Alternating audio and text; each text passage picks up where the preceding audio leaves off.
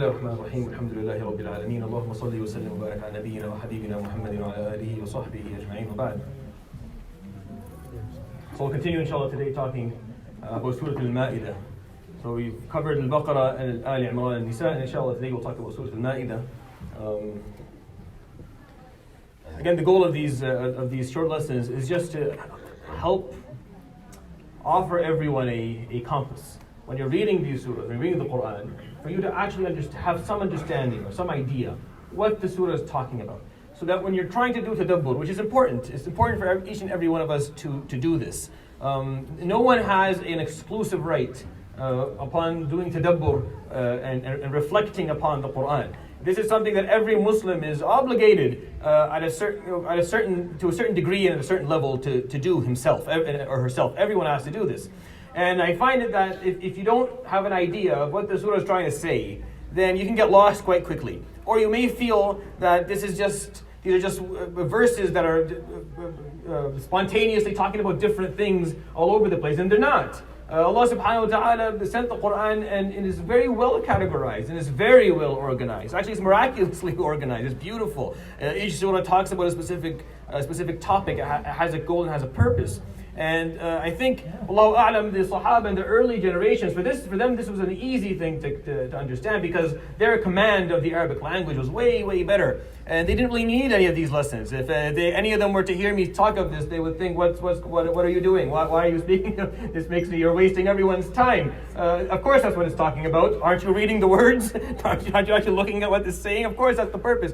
But you can't be blamed, especially 1,400 years later when the language has lost its authenticity in the way that we use it, and many people don't even speak the language, which is again not their fault. So I think it's my job and the job of a lot of Muslim speakers, Islamic speakers, to kind of shed some light on that and make sure that you have some idea of what the surah is talking about. So I'll do a quick revision to remind you. And I chose not to speak of Surat Al-Fatiha because Surat Al-Fatiha is beyond me and beyond the scope of these lessons. Is something it's the reference of the Quran, it's the key for the Quran, everything, and the Quran follows under the dominance of Surat Al-Fatiha, period, really. And we know that because that's how we pray. You cannot start Salah with a surah. You have to start with Surat Al-Fatiha. It's like it gives you the permission to say something else. It's like you cannot move forward. So everything falls under it. Surat Al-Baqarah, as expected, is the first surah in the Quran, and is going to tell us what our job is, or give us our job description as human beings, or a Khalifa. Can give us examples of Ibrahim alayhi salam, can give an example of Adam alayhi salam, can give an example of Bani Israel, how they didn't do the job properly. And then it'll give us as the job description, what are we going to do? What is exactly the job? What does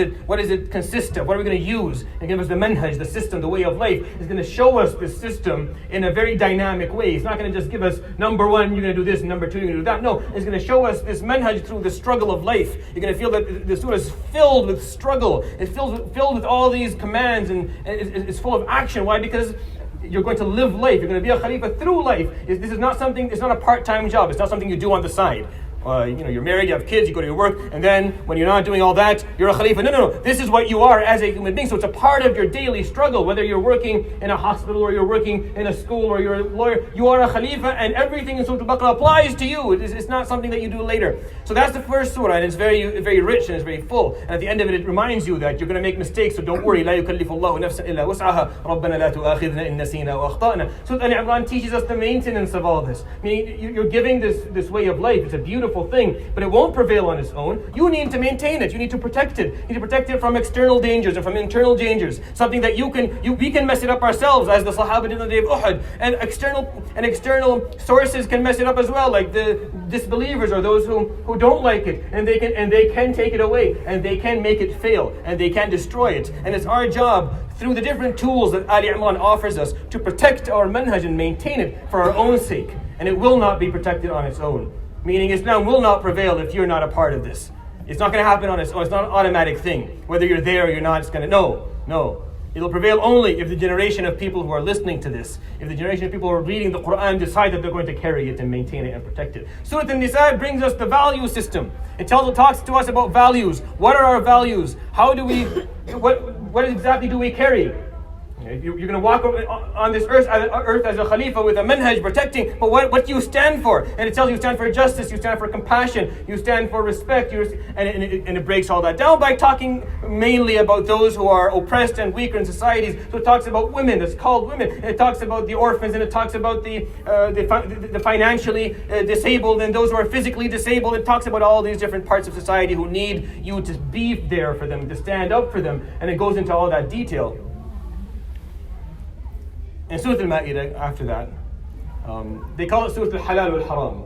That's what the scholars say. It's a Madani surah. All the surahs we talked about so far are Madani. Keep that in mind, because tomorrow will be a nice twist to the plot. Tomorrow will be very different. But everything now is Madani. Everything was revealed to the Prophet ﷺ that we've talked about so far in the last 10 years of his life. We haven't touched on the first 13 yet. It's as if it's not even, we don't know exactly what was said then. If you're reading the Quran from the beginning, it's like you don't know really what was said back then. You just know Al-Fatiha, the reference. But everything you've been taught is Madani surahs. And today Al-Ma'idah is one of the late Madani surahs. I mean, everything in it was late. Al-Baqarah, no, it stretched throughout his life. And so did Al-Imran and Nisa. But Al-Ma'idah, almost all of it came in the last 3 years of his life, alayhi salatu wasalam. 16 times in it. Ya ayyuhal ladhina amanu. 16 times. That's a very large number. There's only maybe 60 Ya ayyuhal ladhina amanu in the whole Quran. 16 of them is in Surat Al-Maidah. And it starts with Ya ayyuhal ladhina amanu. What's the point of Surat Al-Maidah? What Surat Al-Maidah does is it tells us what the rulings are. It gives us the rulings. It gives us the ahkam. It gives us the hudud. It tells us fiqh. It tells us what... You're given the manhaj, you understand how the system works, you understand what the values are. Here are all the details of practice. Here are the details you have to be mindful of as you practice. And it presents us these details in the form of uhud or uqud, as a contract. It presents you with all these details of practice as a contract, meaning this is an agreement between you and I. You understand you're a Khalifa? I do, Ya Rab. You see the system? Yes, I do. You understand that this is your job? Your job is to protect it and to spread it? Yes, I do. You understand the value system you're going to carry? Yes, I do. Okay, now we have to sign a contract. You will do this and you will not do that. It's okay for you to behave this way and it's not okay for you to behave that way. And you'll see the difference between Surat Al-Ma'idah and An-Nisa, and I'll give you some examples right off the bat. I'm going to give you an example right now so you can see the difference and you'll be 100% sure. Surat Al-Nisa, if you remember yesterday, I made a specific reference to a verse. He says, Ya ayyuhalladhina amanu kunu qawwamina bil-qisti shuhada'a lillah. Right? That's what Surat Al-Nisa says. Huffaz always struggle with this because which one is which? I'll tell you, it's very simple. If you understand what the surahs are talking about, you'll never make a mistake again. Surah Al-Ma'idah says the opposite. كُونُوا قَوَّامِينَ لِلَّهِ شُهَدَاءَ بِالْقِسْطِ. Why, Ya Rab? Why make it so confusing? No. See, Surah Al-Nisa is teaching values. Qawwameen means those who stand by something. That's for values. Shuhada mean they testify. Shahada is to testify, that's an action, that's a practice. So Surah Al-Nisa is not interested in practice, it's interested in values. So it tells you have to be people who stand by and advocate justice. And your testimony lillah will be for the sake of Allah if you ever do it. Surah Al-Maidah is not interested in values. It's going to tell you what your practice is going to be. So it says, قَوَّامِينَ بِالْقِسْطِ. You're going to stand, قَوَّامِينَ لِلَّهِ, you're going to stand by what Allah subhanahu wa ta'ala wants. Your practice, however, is going to be شُهَدَاءَ بِالْقِسْطِ. You're going to testify with justice. You're going to say the right thing. Surah Al-Nisa didn't look at it like that. It was focused on the value. Understanding the difference? قَوَّامِينَ بِالْقِسْطِ, you stand by justice. That's a value. شُهَدَاءَ لِلَّهِ means when you testify, you do it for the sake of Allah. Surah Al-Maidah is the opposite because the purpose is the opposite. قَوَّامِينَ لِلَّهِ. You stand by what Allah subhanahu wa ta'ala wants. So what do I do? شُهَدَاءَ بِالْقِسْطِ. You will testify with truth. وَلَا يَجْرِمَنَّكُمْ شَنَآنُ قَوْمٍ عَلَىٰ أَلَّا تَعْدِلُوا. And you will never be forced. You will never be forced by the hatred of another group not to be just. So the practice. If you look at Surah Al-Nisa, it talks about Bani Israel's values. It says, فَبِمَا نَقْضِهِمْ مِيثَاقَهُمْ وَكُفْرِهِمْ بِآيَاتِ اللَّهِ وَقَتْلِهِمُ الْأَنْبِيَاءَ بِغَيْرِ حَقٍّ وَبِكُفْرِهِمْ وَقَوْلِهِمْ عَلَى مَرْيَمَ بُهْتَانًا عَظِيمًا وَقَوْلِهِمْ إِنَّا قَتَلْنَا الْمَسِيحَ عِيسَى ابْنَ مَرْيَمَ. But it doesn't say, the surah goes like this, and because they did this, because they did not hold on to they weren't truthful to their contracts, because they disbelieved, because they said this about Maryam and said this about Isa, but nowhere in Surah Al-Nisa does it say what happens. It just says because of this and because of that. And there's no continuation of this sentence. Go back to the part of Surah Al-Nisa at the end, you'll find there's no continuation. Why? Because Surah Al-Nisa is focusing on their values. They had horrible values. It's not going to talk about what's going to happen later. It's not important. But in Surah Al-Maidah it does. فبما نقضهم ميثاقهم in Surat Al-Maidah لعناهم وجعلنا قلوبهم قاسية يحرفون الكلمة عن مواضعه. And because they didn't hold their contracts to the extent of what they should have, they were damned and their hearts were turned as rock. They lost their spirituality, and then they started to manipulate the word of Allah subhanahu wa ta'ala. It talks about the practice. يحرفون الكلمة. Why are we being told this in Surat Al-Maidah? Because this is a very, very scary example that we all have to be afraid of. Does it ring a bell to you? يحرفون الكلمة عن مواضعه يحرفون الكلمة من بعد مواضعه. Someone takes a religion, it has all these rulings, and then you manipulate what you read so you can get people to do something different that suits your agenda, that suits what you want. See, subhanahu wa ta'ala 1400 years ago made sure that he reminded us that that can happen. It happened to them, it can happen to you. And it did. And it still does. Unless we change, unless we think differently. Surah Al-Maidah comes and teaches us the ahkam, the rulings and the fiqh, the jurisprudence and all the details of how we're going to practice in synchrony with human nature. Is teaching you how human nature works. Is telling you you're going to want these certain things. And because you're going to want these certain things, we're going to put these ahkam for you. It gives you an example of human nature in Qabil, how he killed his brother. And because of that, when someone murders someone else, there's going to be a had, there's going to be a hukum, there's going to be a ruling. Because this is human nature. If it's left, if there's nothing, if there's no ruling, if there's no punishment, then the human nature will win.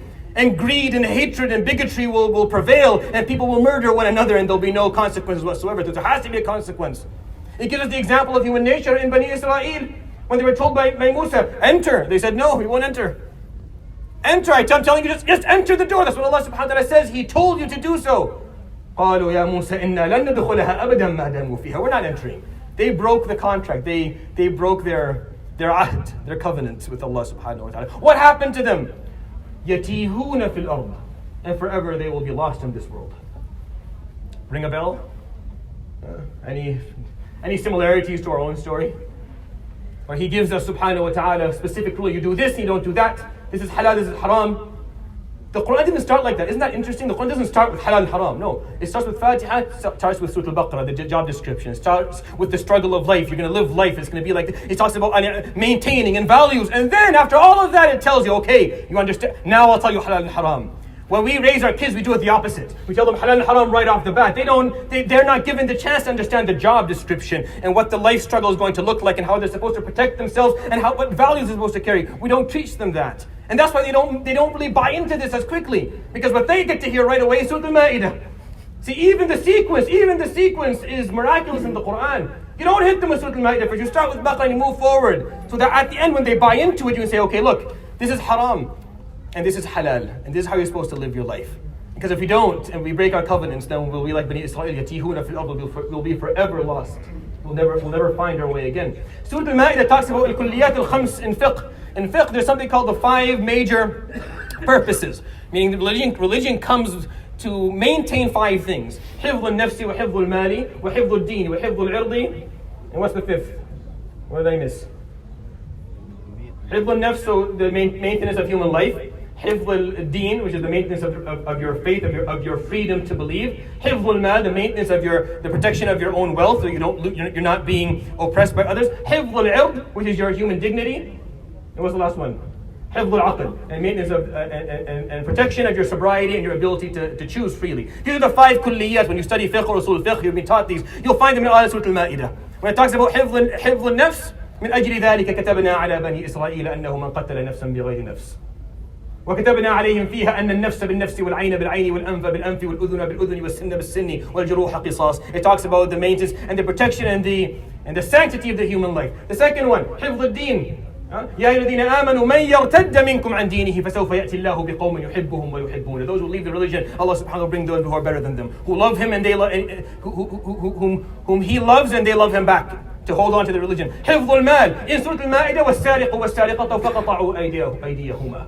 And those who steal were going to lose their hands. حفظ النسل, حفظ العرض, to protect your integrity. يسألونك ماذا أحل لهم قل أحل لكم الطيبات وطعام الذين أوتوا الكتاب حل لكم. And then the ayah after that, يوم أحل لكم الطيب. No, go the one before it. والمحصنات من المؤمنات والمحصنات من الذين أوتوا الكتاب من قبلكم إذا آتيتموهن أجورهن محصنين غير مسافحين ولا متخذي أخدان. Meaning you're allowed to marry this type of woman and this type of woman as long as you are doing it properly. You're not committing zina. You're not having something on the side. Meaning no zina. And then the last one, حفظ العقل. Where do you have حفظ العقل in Surat Al-Maidah? This is the surah that has خمر is haram. يا أيها الذين آمنوا إنما الخمر والميسر والأنصاب والأزلام رجس من عمل الشيطان فاجتنبوه لعلكم تفلحون. Surat Al-Maidah is just filled with this is halal and this is haram. You're allowed to do this, you're not allowed to do that. It talks about practice. That's why when you listen to it being recited, you don't get moved that much.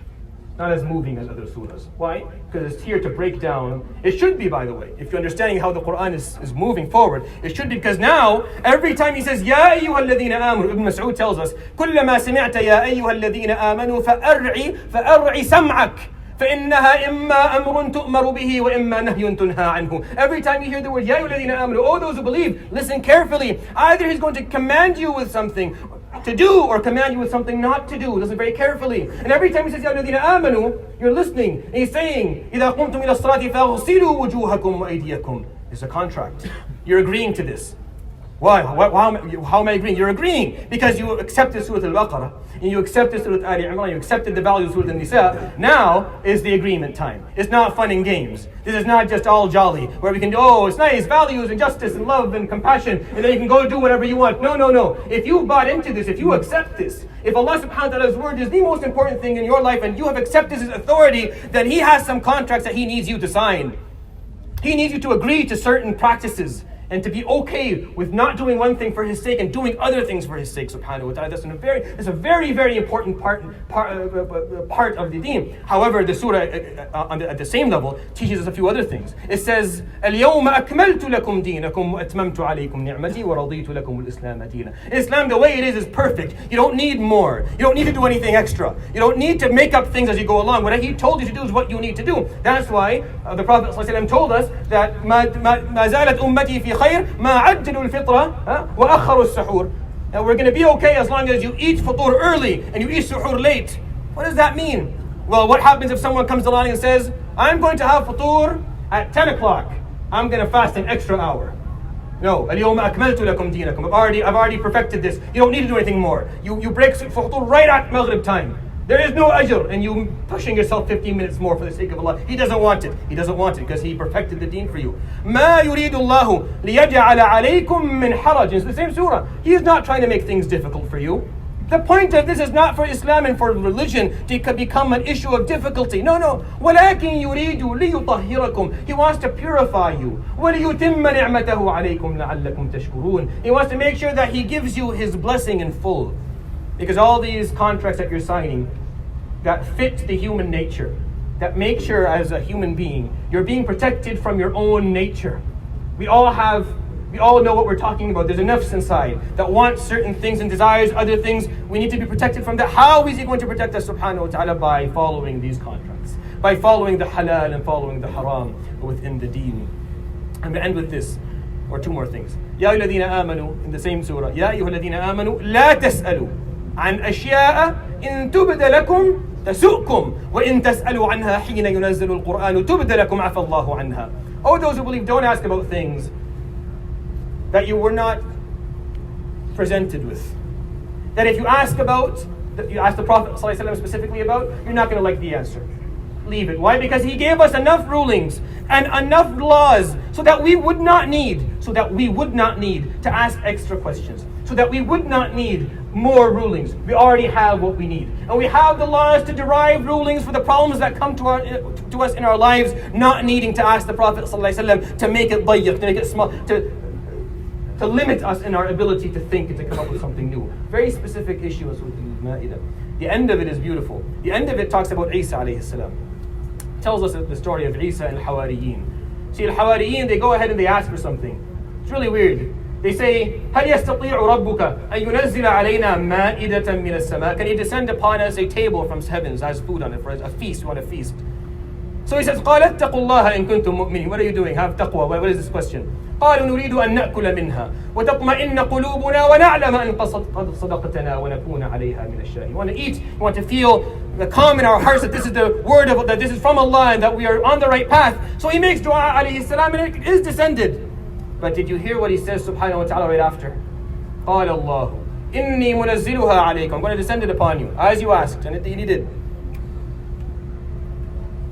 فمن يكفر بعد منكم فإني أعذبه عذابا لا أعذبه أحدا من العالمين. If you ever turn your backs to this, then you will be punished like no one else. And it's told to Bani Israel, it's told to Isa and the Hawariyin, but it's really for us to hear. He gave us everything we need. And our Ma'idah is the book of Allah subhanahu wa ta'ala. That's all there. And He gave it to you, and He gave it to me. If you turn your back on this, then don't be hoping for much later. Don't be wondering why am I being punished? Why am I not in the right group? Why am I not going towards Jannah? Oh, this is why. Because I descended upon you exactly what you needed. Everything to keep your heart at calm. So that you know this is the word of Allah subhanahu wa ta'ala. You can see your path clearly ahead of you to Jannah, and you turned your back on it. One more thing. Isa alayhi salam in this surah is questioned. He is questioned about something he did nothing. He had nothing to do with. Isa alayhi salam never told people to worship him. He never ever brought that up. He told them, I am Abdullah. The first thing he said, Inni Abdullah. That's the first thing he said. And he's being called Yawm al-Qiyamah, come here. Did you tell them to worship yourself and your mother with Allah subhanahu wa ta'ala besides Allah? No, Ya Rab, I never did. Why is he being held accountable for this? Because we're going to be held accountable for all actions. Even those that we don't necessarily do. Even those that somehow resulted from something that we did. Even if we are completely innocent. If it was a result of something that we did or happened around us, you're going to be asked about it. If Isa was asked about why people worshipped him when he told them not to, you don't think we're going to be asked about those who are starving around us today, Muslims and non-Muslims? You don't think we'll be asked about all the catastrophes that have happened to our Muslim brother and sisters all around the world? You don't think that's going to happen? If Isa was asked about that, is it that? سبحانك اللهم وبحمدك اشهد ان لا اله الا انت استغفرك واتوب اليك وصلى الله على سيدنا محمد وعلى اله وصحبه اجمعين. We'll continue inshallah Surat Al-An'am tomorrow.